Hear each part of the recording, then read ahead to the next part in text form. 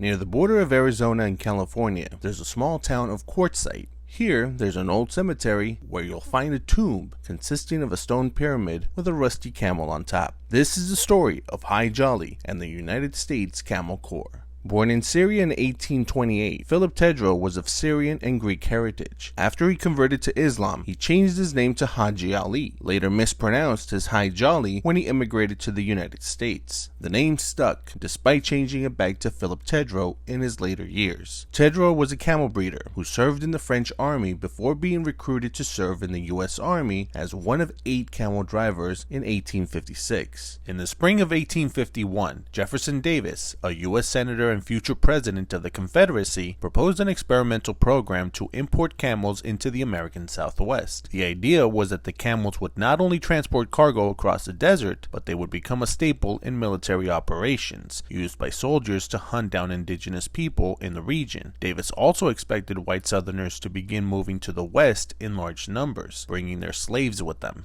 According to the National Geographic, camels were part of his broader fantasies for the westward extension of slavery. The army acquired 33 camels from Tunis, Egypt, and Smyrna, with Tedrow serving as the lead camel driver of the newly formed U.S. Camel Corps. After an initial round trip from Texas to California, the Camel Corps ran into a few problems. First, the army's usual transport animals in the Southwest, burros, horses, and mules, were freaked out by the camel's huge size and would often panic. Second, the Civil War broke out in 1861. With resources going to the war, Congress nixed funding for the experimental program. By 1864, the Camel Corps was shut down, and all the camels were auctioned off. Tedrow was discharged in 1870 and became a U.S. citizen in 1880. After the Camel Corps, he worked in several jobs, including as a miner and a desert guide. He eventually moved here to Quartzsite, where he lived his final years before dying in 1902. And this is his final resting place at the Quartzsite Cemetery.